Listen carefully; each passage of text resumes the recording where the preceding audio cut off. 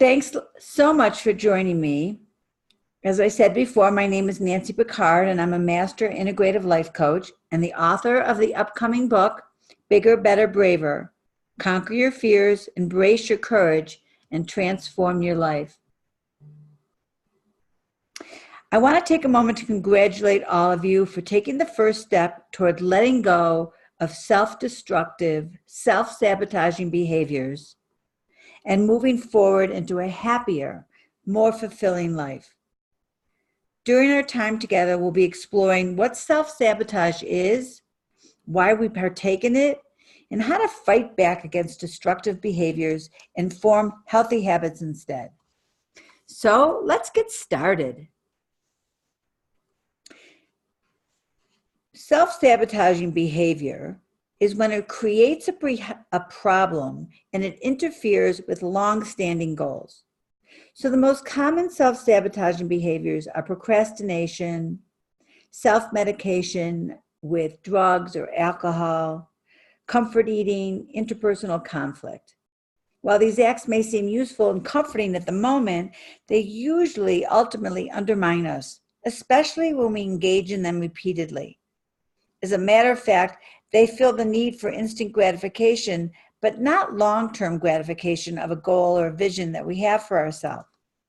So even if you're aware of your self-sabotaging behaviors, there's no guarantee that that in itself will be enough to disengage from the act. Still, it is possible to overcome almost any form of self-sabotage, and people do it every day. Can you relate to any of the following? Do you tend to focus on what's not working as opposed to what is? You tend to fear the future, worry a lot about the what ifs and what might happen down the road. You feel like you have no value and you find it challenging to recall accomplishments. You criticize yourself often and can't accept compliments. You compare yourself to others consistently, and then you feel bad for not measuring up. You chase away relationships. If you're in a relationship, you quickly find flaws and faults in the other person. You feel like you have no purpose in life. For some of us, these behaviors are all too familiar, and for others, they might seem to be a bit of a reach. Up next, we'll talk about specific actions and symptoms of self-sabotage that lurk a bit further below the surface. Under the umbrella of self-sabotage is self-destruction. Self-destructive symptoms can arise all the time and are signs that we are trying to self-sabotage. Here are a few examples of behaviors. Failing to take action. Having a negative, pessimistic, or self-defeating mindset. For example, I'm going to fail, I just know it. Overeating, undereating. Forced incompetence, portraying yourself as unintelligent or incapable. Bullying, if you're going out of your way to harm others. Self-harm, self-pity. Drug and alcohol abuse. Deliberately alienating yourself from others. Refusing help. Spending too much. Physical neglect. Getting poor sleep, refusing to exercise, eating unhealthy foods, and failing to maintain basic hygiene are all signs of this. Mental neglect, refusing, avoiding, or failing to confront psychological health issues, such as anxiety, depression, OCD, just to name a few. We all go through ups and downs. But if you find yourself returning to patterns of binge drinking, overeating, undereating, self-harm, physical neglect, or any of the other items on this list, you likely find comfort in the harmful actions of self-sabotage. There are a few main reasons that we participate in self-sabotaging behaviors. Perhaps the most all-encompassing is feeling a lack of self-worth. There are a million little factors that contribute to our feelings of unworthiness, and it would take a dozen classes to cover them. But the concept of cognitive dissonance can help us understand more cumulatively. Cognitive dissonance refers to the tendency we have to seek consistency among our beliefs and opinions. Every time something doesn't make sense, like when we're hurt or surprised by an action, we feel discomfort, and our brain compensates by creating a new reality that eliminates the dissonance. How does this play out in terms of self-sabotaging behavior? Well, here's an example. Let's say you don't like someone you work with, but one day they run out to get coffee and they ask to grab one for you too, their treat. After experiencing this exchange, you have two options moving forward. One, you change your opinion of them. Maybe they're actually kind of cool. Or two, you justify your previous opinion of them and you think they must be after something. I don't trust that. They would just be generous without an underlying agenda. Once you land on one of those two options, your brain sticks to it. Your belief is either altered or strengthened based on what just occurred. Processing new information makes our brain work harder and throws a wrench in the inner workings on everything. Therefore, our first instinct is to come to a conclusion and move on, even if that means making a judgment that is not factually correct. Here's how cognitive dissonance, self-sabotage might play out in your romantic life. Let's say in one of your first romantic relationships, you were lied to, causing your brain to form the notion that romantic feelings are connected with hurt and distrust. As you progress through life and you're in various romantic relationships, you might have never truly gotten over this mistrust, even if your partner has never given you any reason not to trust them. You might start thinking to yourself, I trusted people once and look where that got me. Hurt, and I'm not falling for this again.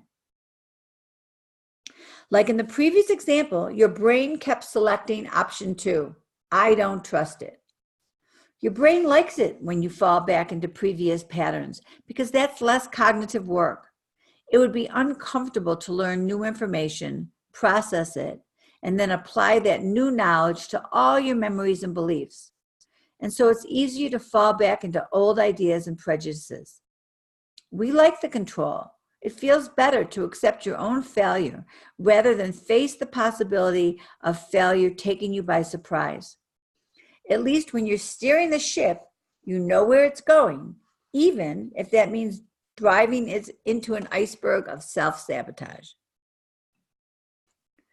The higher up you rise, the further you have to fall. This fear of ultimately failing is another reason that we partake in self-sabotage. Your psyche is rooted in the perception that you're not deserving of the success you've gained so far. In return, you might partake in self-sabotaging behaviors such as doing the bare minimum, procrastinating, or diverting your attention in order to avoid this fear. Other reasons that we might turn to self-sabotaging behaviors are due to familiarity or boredom. We're creatures of habit, but sometimes this means that we choose consistency over our own happiness or contentment. If we're used to being or feeling overlooked, mistreated, or exploited, it can be strangely reassuring to put ourselves in that position over and over again. Even though we know these rules make us unhappy, we prefer them to the unknown. We might also turn to self-sabotage because we're bored. Sometimes creating drama or inciting conflict can give us a rush, and being in the middle of the chaos can feel comforting. The good news is that self-sabotage follows a predictable pattern, so we can change it. Self-sabotage follows a predictable pattern. Awareness of how it shows up in your life will help you recognize it when it does show up, so that you can take action to nip it in the bud as soon as it shows up. The first step in this is to think back to previous times you've self-sabotaged in your life, and then figure out what point you typically begin to indulge in self-sabotaging behaviors and uncover your triggers. For example, you've had a crush on someone at your local coffee shop for months. You always chat every time you go in to grab a latte. One day, they ask you on a date, but you freeze, and you come up with an excuse to get out of it. What happened? Somewhere in that exchange, you were triggered. Perhaps as soon as your romantic interest began showing interest back, your brain didn't understand how to comprehend that new information. If your reality up until now dictates that you aren't worthy of love, but suddenly you receive information that contradicts that reality, your brain sends signals to fight against that cognitive dissonance or discomfort of the new and the unknown, and brings you back to familiar thoughts and patterns. Perhaps this means that you detach and become uninterested and subtly afraid, knowing that your relationship is moving forward and could ultimately fail. Think of self-sabotage as a misdirected form of self-love. Your brain is moving you towards self-sabotaging behaviors because it thinks that it's protecting you from hurt and danger, when in reality, it's also holding you back from your full potential. Fear is an emotion most of us prefer to sweep under the rug instead of working to confront head-on. One step you can take to face your inner fears head-on is to journal. Next time you realize that you might be partaking in a self-sabotaging behavior, such as procrastinating, delaying, picking fights with loved ones, take a moment to ask yourself, what am I scared of? Why is it that scary? Then ask yourself, if that worst case scenario happened, could I handle it? And finally ask yourself, does this fear outweigh my desires? Once you've taken these steps and actually taken time to consider the situation head on, the fear inside you loses a little bit of power over your psyche. Repeat this activity as needed in order to train your brain to ease out of old thought patterns. Slowly. Confronting our fears means facing discomfort, and sometimes the truth that we uncover can be an ugly one. Let's take a look at a case study about a woman named Olga. She was always in fear of losing her partner, Jack. She told him all the time that she loved him and that she never wanted him to leave her. But at the same time, she kept picking fights and forgetting to keep her promises to him, like picking him up from work. In order to get to the bottom of this bizarre and seemingly contradictory behavior, Olga was prompted to contemplate the worst-case scenario, Jack leaving. She'd never thought about this before because she was afraid to let her mind actually think it through. She was asked, "What will you do if he leaves?" And her response was, "Well, I guess I'd have to learn to live for myself. I'd have to be independent. I'd be free." The fear that she'd been hiding wasn't that Jack secretly wanted to leave her. It was that she wanted to leave Jack. Once Olga came to this realization and took the time to process her thoughts instead of falling back on old habitual fears, she realized that her definition of a quote-unquote perfect wife meant someone who acted as an appendage to her husband, a role she did not want to play. Subconsciously, because she didn't want to fulfill this role, she began doing things to sabotage her marriage, thus leading to the fear of its end. Once she realized the root of her fears and how they played themselves out in her actions towards Jack, she was able to move past her stereotypes of marriage and recognize that her role as a wife didn't have to match up with the ideas she had in her mind. She was free to forge her own course. Setting small goals will make you feel more accomplished and in control of your life. This is a particularly helpful way to combat self-sabotaging actions because it fights feelings of low self-esteem and keeps you motivated and moving forward in a positive direction. Don't be afraid to make lists. Perhaps take a moment to pick out a planner to write down your notes and thoughts. Start with small obligations, doing laundry, grocery shopping, or picking up dog food. Crossing something off your to-do list is fulfilling in its own weird little way. I promise. Don't fall into the mental trap of harmful assumptions. It's easy to spiral out of control. It's natural to try to analyze and assess people and situations to make sense of our surroundings. The danger lies in allowing your imagination to wander too far, leading to the worst-case scenario, which causes anxiety, frustration, and fear. Furthermore, the assumptions you make about the way people feel about you are often reflections of how you feel about yourself. After all, you're getting that harmful material from somewhere, your own self-sabotaging thoughts. If you're feeling ignored, alone, or abused, and your first thought is, they treat me this way because, or they must think that I'm this, or what you're actually doing is projecting your own feelings about yourself. If this behavior goes unchecked and you don't realize that you're making silly assumptions, you'll actually trick your mind into making false judgments about other people. Keep your days simple and meaningful. Don't let yourself get overwhelmed with things that aren't a priority to you, and don't waste your time on things that don't really matter. Learn how to say no and start getting used to delegating duties to people around you. Take time for yourself and do the things you enjoy. Do you like cooking? Make sure to set some time aside to make yourself a nice meal once a week. Do you enjoy spending time with animals? Carve out an hour to visit or volunteer at the animal shelter this weekend. Doing things you're passionate about will keep your stress levels down and allow you to focus more on your own goals and motivations. Surround yourself with people who are also doing their best to fight against habits of self-sabotage. If your goal is to start creating more healthy habits, but most of your friends don't have a problem sitting around every night eating takeout, find a buddy to go to the gym with.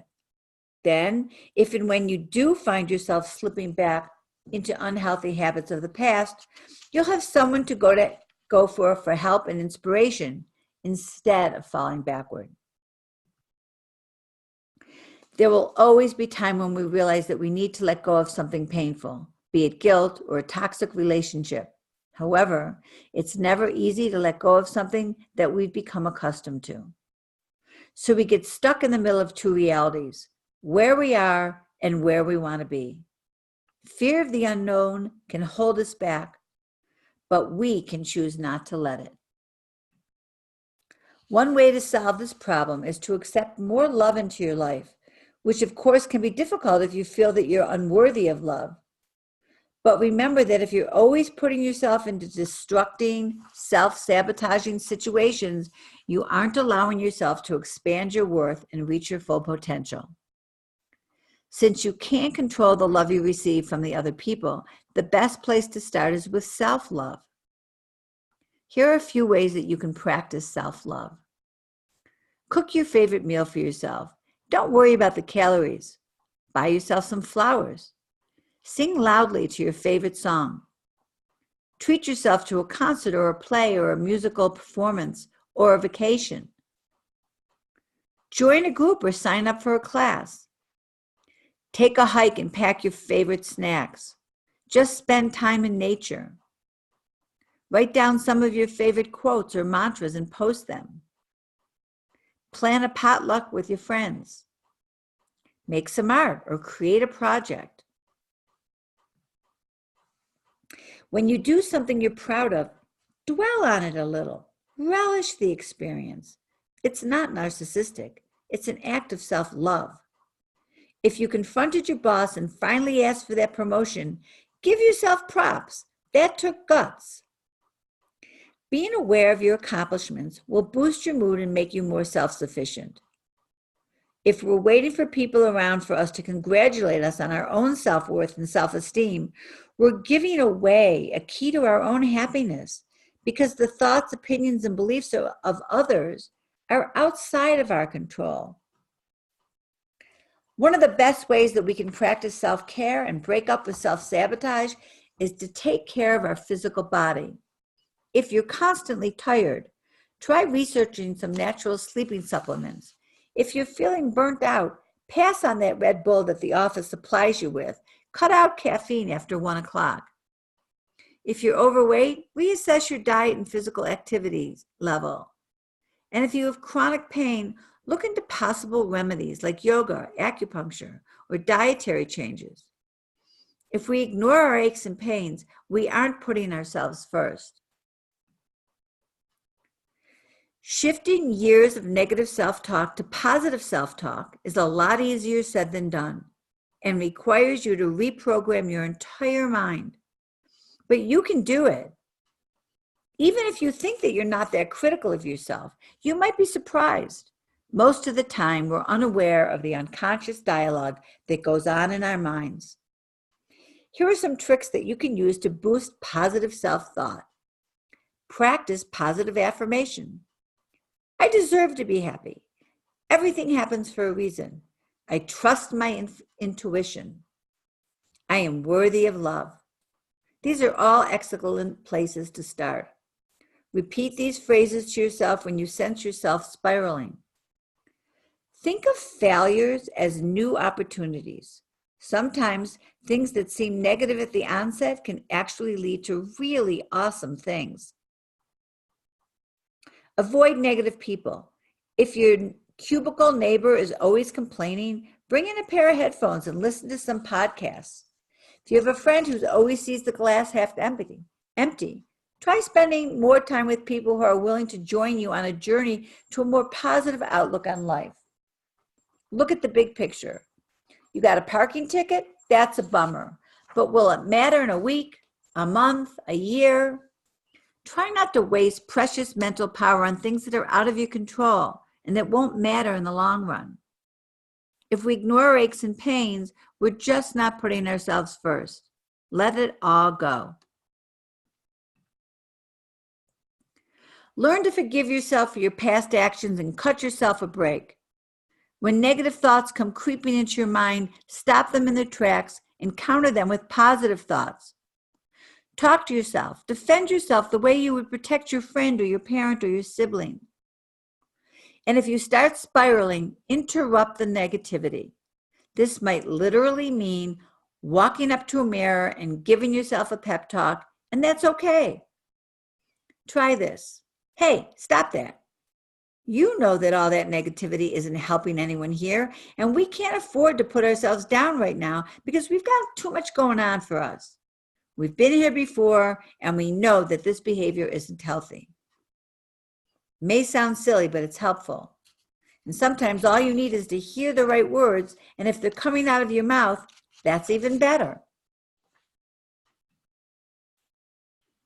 So I want to thank you so much for taking the time out of your day to join me. I appreciate you staying to the end, and I'd like to offer you a free discovery call with my gratitude. And I hope you're able to walk away with some insight on how your mind works, as well as some tactics on how to overcome the self-sabotaging habits and behaviors that have a way of presenting themselves every once in a while. I will leave you with this final thought. Make a conscious effort to be resilient and move forward with your life, no matter what hurdles come your way. You are strong, you are intelligent, and you are capable of overcoming the negative thought patterns that your mind has gotten into the habit of building. If you have any further questions, please email me at nancy@nancypicardlifecoach.com. Here is all my contact information. I'd love for you to follow me on Facebook and Instagram. I have 2 new courses coming up soon, so watch for upcoming announcements. The course is called Bigger, Better, Braver, and it will help you live your life fully. And with that, I hope you have a great night and a great rest of the week.